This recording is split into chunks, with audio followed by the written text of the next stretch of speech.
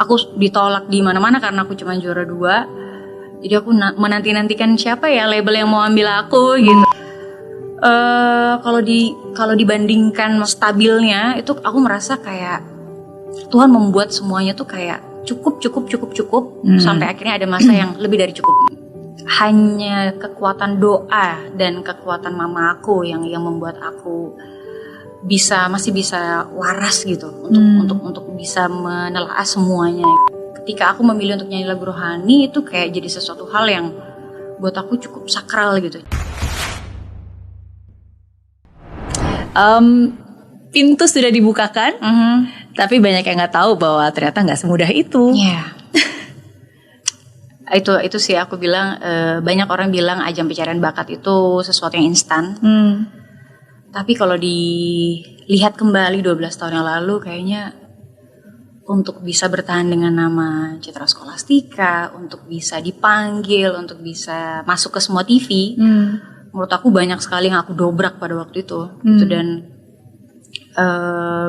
waktu itu karena memang almarhum papa aku sangat menentang aku, jadi papaku pernah bilang kayak udah sampai situ tapi cuma masuk di TV itu aja gitu. Wah, aku merasa tertantang untuk membuktikan bahwa aku bilang sama manajer aku, pokoknya kalau ada tawaran dari TV manapun, nggak usah tanya harganya berapa atau fee-nya berapa, pokoknya bikin papaku setiap buka TV ada aku, gitu. Dan menurut aku amarah atau emosi waktu itu malah membawa aku untuk berjuang berkali lipat gitu daripada yang seharusnya, karena waktu itu kan kalau juara 2 harus antri gitu istilahnya. Setiap season pasti beda-beda cara promosi ya, tapi di season aku tuh juara 2 atau juara-juara yang ke belakang harus menghargai sang juara 1 gitu. Sehingga aku juga harus menunggu 1 tahun untuk menantikan. Aku ditolak di mana-mana karena aku cuma juara 2. Jadi aku menanti-nantikan siapa ya label yang mau ambil aku gitu. Karena aku merasa ya Tuhan, aku udah sampai sejauh ini dengan sangat magic banget. Tapi kalau harus pulang ke Jogja dengan kegagalan, rasanya kayak apakah aku kurang memanfaatkan peluang yang ada atau gimana ya. Dan karena aku merasa bahwa kayaknya bukan tanpa alasan di Tuhan bawa aku sejauh ini gitu. Jadi akhirnya satu persatu pintu mulai terbuka. Akhirnya diperkenalkanlah aku dengan lagu Everybody Knew. Akhirnya aku diperkenalkan dengan beberapa musisi. Terus akhirnya 1-2 kali. Dan karena tadi aku ngotot banget untuk masuk ke semua TV, akhirnya semua TV merasa bahwa oh ternyata kamu bisa masuk semua TV ya gitu ya. Oh iya boleh gitu. Dan akhirnya orang mungkin lebih mengenal aku dengan nama aku gitu, karena aku nggak boleh membawa nama ajang pencarian bakat karena aku bukan juara satunya. Oke. Iya, dan akhirnya dengan doa dan usaha pasti bisa. Iya, dan itu menjadi album pertama kamu ya. Aku pasti bisa. Dan bisa sampai segini, wah. Iya, menikmati semua dan menghadapinya. Iya. Not easy, karena ya itu kita semua tahu proses menuju ke sana pasti tidak mudah. Untuk bisa sampai ke sana aja tidak mudah, apalagi bisa menikmati dan menghadapinya. Prosesnya. Iya, tapi ada doa di balik lagu itu yang menguatkan, bukan hanya menguatkan kamu tapi menguatkan semua orang yang mendengarnya. Oh, amin. Termasuk menguatkan saya juga ya, karena itu juga salah satu hal yang selalu saya bilang pokoknya pasti bisa, dengan doa dan usaha pasti bisa gitu, karena kan nggak ada yang nggak mungkin, kita harus yakin dulu baru mungkin. Kalau kita aja nggak yakin mana mungkin, iya kan. Iya, menikmati dan menghadapinya. Iya. Itu cerita dari berarti 12 tahun yang lalu ya? Iya, 12 tahun. Iya. Album Pasti Bisa berarti tahun berapa tuh? Jadi kalau entah kenapa di season era tahun-tahun aku pertama kali mengeluarkan single tuh udah bukan kayak zaman dulu yang orang berlomba-lomba punya album. Jadi waktu di season aku atau masa-masa awal karir aku tuh lagi musim-musimnya orang untuk keluarin single by single gitu, karena jual album itu bukan hal yang mudah pada waktu itu. Dan hanya lewat beberapa franchise makanan orang bisa menjual karya mereka. Iya. Dan jadi itu kayak tahun 2013 atau 2014 aku baru punya album. Sedangkan lagunya sebenarnya sudah ada di tahun 2012. Gitu. Oke, sampai akhirnya dibuatkan album ya. Pernah melewati masa-masa sulit, bahkan saya dengar sampai numpang hidup, nggak punya penghasilan. Kalau sampai numpang hidup itu sebenarnya di awal karir justru, karena memang waktu pindah ke Jakarta memang nggak punya siapa-siapa gitu. Maksudnya hanya bergantung sama keluarga yang ada di Jakarta. Tapi aku merasa kayak sebaik apapun tinggal di tempat orang pasti akan merasa kayak sungkan gitu. Jadi aku bilang sama mamaku kayaknya kita ngekos aja gitu. Jadi aku memulai karir dari ngekos, terus nabung, dan akhirnya baru berani untuk punya rumah gitu. Oke, ya. Baru untuk kayak mencoba untuk mandiri. Tapi kalau untuk di awal karir itu sebenarnya susahnya karena itu tadi ya, mungkin dulu medianya nggak sebanyak sekarang untuk bisa mempromosikan lagu, dan dulu tuh cukup alot juga untuk bisa kayak nebeng promosi di mana-mana tuh agak susah gitu. Jadi pahit beratnya ada di situ, dan karena memang waktu itu aku bukan juara satunya gitu. Tapi kalau dibandingkan maksudnya stabilnya itu aku merasa kayak Tuhan membuat semuanya tuh kayak cukup sampai akhirnya ada masa yang lebih dari cukup gitu. Oke. Ya, dia tidak akan pernah membiarkan. Iya, aku nggak pernah ciptaannya berkekurangan. Iya. Benar. Oke. Nggak mudah. Iya. Tapi bisa. Oke. Lalu ada saatnya di mana Citra berubah atau mungkin berpindah menyanyikan lagu-lagu rohani. Nah, itu kapan dan kenapa? Terjadi waktu papaku meninggal.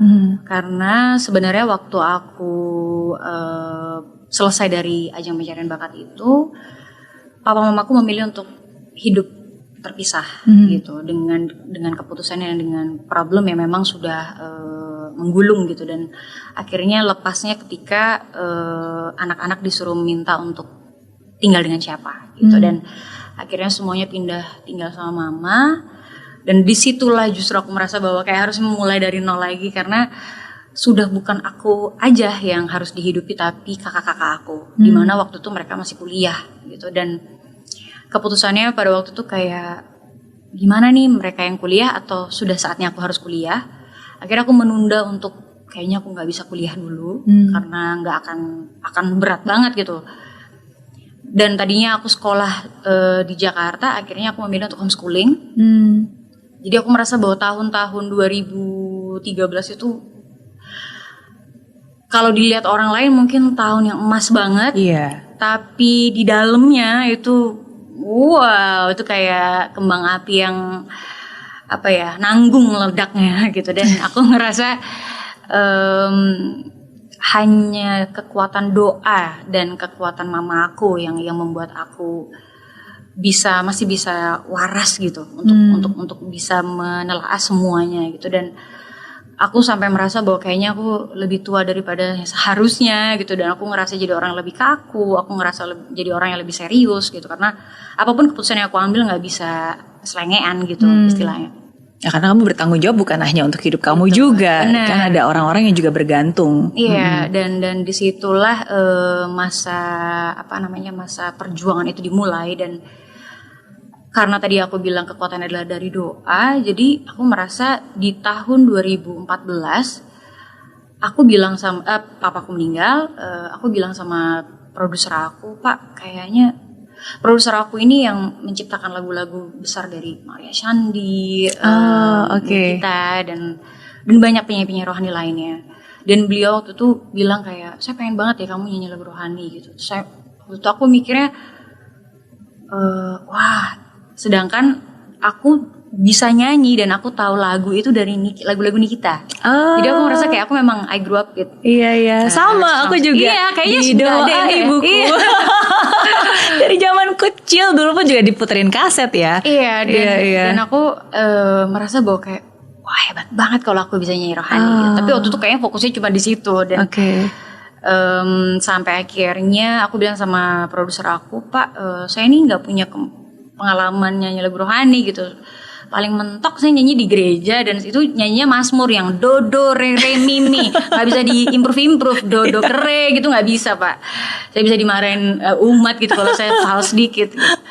Enggak, nanti kamu belajar dari lagu-lagu besar yang saya ciptakan gitu.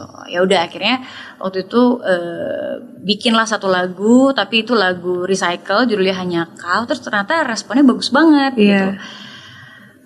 Terus akhirnya produser aku bilang kayak, mau nggak kalau punya lagu yang benar-benar original gitu. Dan akhirnya aku ngobrol-ngobrol, pas banget papaku meninggal, aku merasa itu lebih kalut lagi karena kali ini papaku benar-benar pergi untuk selamanya gitu. Dan aku merasa bahwa ada banyak kali penyesalan, ada banyak sekali rasa bersalah. Aku merasa kayak aku udah nggak ada tiang untuk berpegang gitu, selain aku benar-benar cuma bisa minta tolong Tuhan kalau bisa seenggak cukup-cukupnya, kalau bisa masih cukup gitu untuk hari ini gitu. Dan entah kenapa waktu berjalan dengan cepat, dan akhirnya aku bisa melalui masa-masa itu. Akhirnya aku bilang sama produser aku, Pak, kayaknya saya udah siap untuk nyanyi lagu rohani gitu. Tapi saya boleh titip satu lagu aja Pak, dari semua lagu yang Bapak mungkin sudah persiapkan, saya minta satu lagu itu untuk Bunda Maria gitu. Karena saya ingin banget nyanyiin lagu ini, maknanya besar sekali tentang saya dan mama saya juga gitu. Dan karena saya selama ini doanya Rosario gitu, jadi saya merasa kayak satu itu aja Pak yang saya minta. Yang lain Pak, Bapak mau minta lagu siapa ya saya nyanyikan gitu. Dan akhirnya terciptalah lagu itu, dan akhirnya dari berbagai curhat ketemu dengan beberapa musisi, akhirnya terciptalah lagu Pertolongan gitu. Dan akhirnya lagu itulah yang membawa Citra kayaknya juga sampai hari ini. Lagu itu berkatnya banyak untuk orang-orang yang sangat butuh pertolongan Tuhan. Dan yang tadinya bikin album itu untuk rasa syukur, tiba-tiba produser aku minta untuk lebih besar lagi, dan pengen bikin kayak kita harus jual albumnya, kita harus gini. Dan dari beberapa perdebatan itu akhirnya kita menemukan perbedaan yang cukup jauh dalam mengartikan menyanyikan lagu rohani. Sehingga akhirnya long story short, akhirnya kita nggak bisa melanjutkan kerja sama gitu. Jadi aku mungkin memang ketika aku memilih untuk nyanyi lagu rohani itu kayak jadi sesuatu hal yang buat aku cukup sakral gitu, cukup hikmat. Dan aku yang tadinya mungkin karena aku nggak paham aja kayak promo dan segala macam atau cara menjual dan lain-lain, tapi aku jadi kayak kehilangan powernya gitu, aku kehilangan makna dari lagu rohaninya. Sehingga aku bilang sama diri aku kayaknya kalau nanti aku punya lagu rohani lagi, kayak harus dari aku berdoa dulu deh gitu. Dan aku juga agak-agak takut karena ketika aku menyanyikan beberapa kali, lebih dari 2 kali menyanyikan lagu rohani, orang jadi berekspektasi bahwa kalau kamu penyanyi rohani, hidup kamu harus begini, hidup kamu nggak boleh begini. Aku udah jadi sebuah patokan gitu. Yang sebetulnya memang aku berharap hidup aku bisa seperti itu, tapi aku juga dibesarkan dari lagu-lagu sekuler ini gitu, dan aku berharap sebenarnya keduanya bisa saling berdampingan gitu. Tapi mungkin orang-orang yang mungkin sudah sangat benar-benar kayak udah suka dan cinta banget ketika aku nyanyi lagu rohani, jadi kayak mereka menaruh figur yang harus sempurna gitu. Dan aku juga cukup takut, sehingga ada masa-masa di mana kayak aduh aku jadi takut nyanyi lagu rohani. Dan itu jadi beban buat kamu.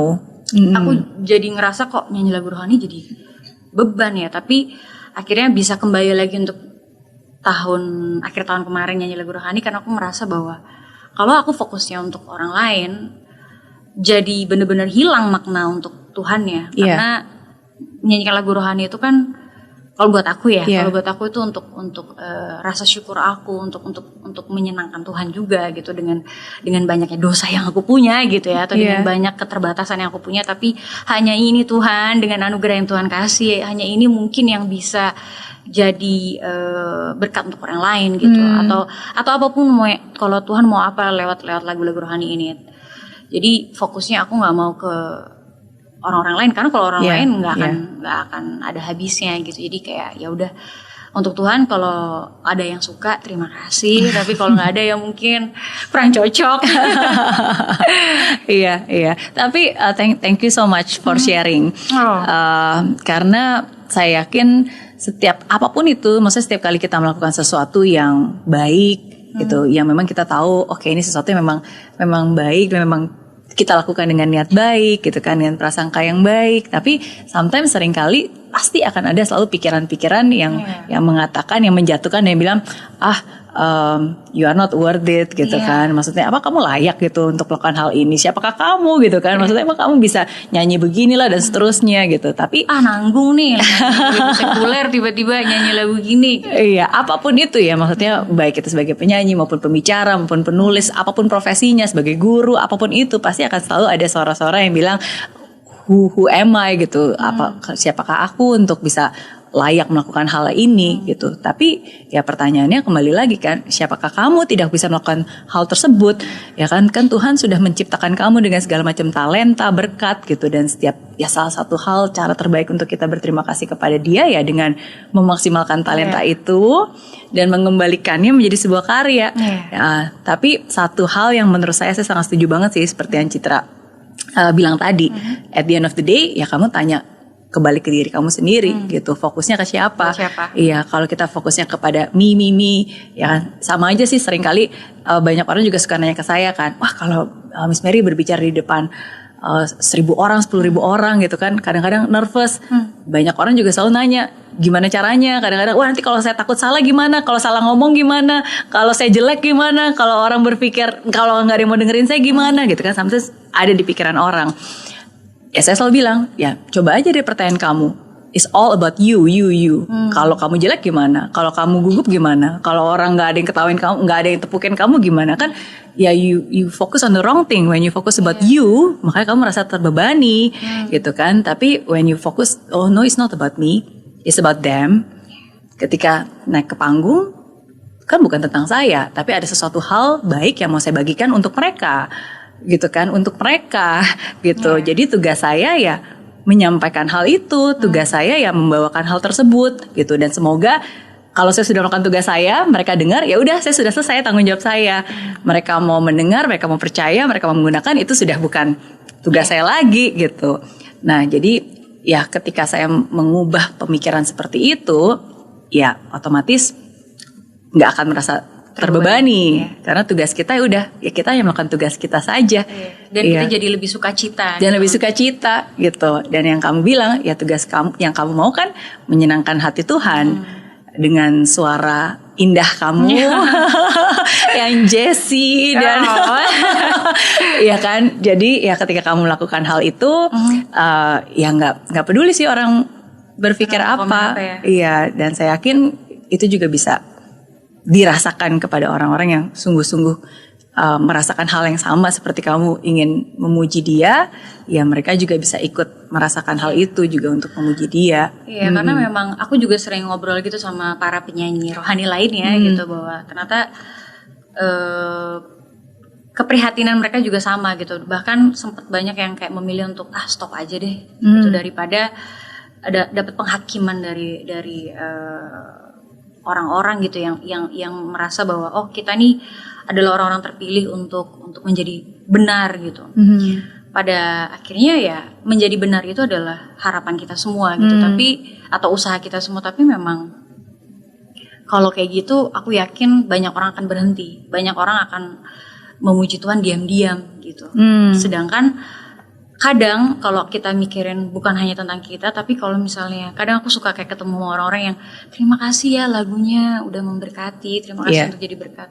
Di situ aku merasa bahwa ini bukan tentang aku gitu, bahwa memang Tuhan kasih lagu ini memang untuk mereka gitu. Jadi hanya memang aku merasa bersyukur aja bahwa aku yang dijadikan perantaranya gitu. Aku merasa bersyukur aja di situ. Jadi kan aku suka bilang jangan lihat akunya gitu, tapi lihat lagu ini bisa membawa apa untuk hidup kalian. Setuju. Nggak ada hal nggak ada kata tidak layak lah. Maksudnya nggak ada orang itu terlalu besar untuk tidak bisa lagi berbagi, dan sebaliknya nggak ada orang juga terlalu kecil gitu untuk bisa melayani dan melakukan sesuatu. Jadi ya semua balik lagi ke hati kita mau melakukannya untuk siapa. Iya. Dan ya cuma kita yang tahu jawabannya kan. Iya. Wow. Mereka ya tuh karena tadi aku bilang dari berbeda-beda. Pas mereka mau konser, mereka sempat datang gitu kayak, Kak, kita harus lepas jilbab kita nggak? Karena kan ini konser rohani. Gitu. Yeah. Oh jangan. Aku ngerasa kayak aku tersesat. Aku ngerasa gelap banget dunia aku. Aku merasa bahwa kayak aku selama ini memberi terus kok. Ada perasaan kayak aku tuh memberi terus kok aku nggak mendapatkan apa yang aku mau, malah aku kehilangan banyak hal gitu.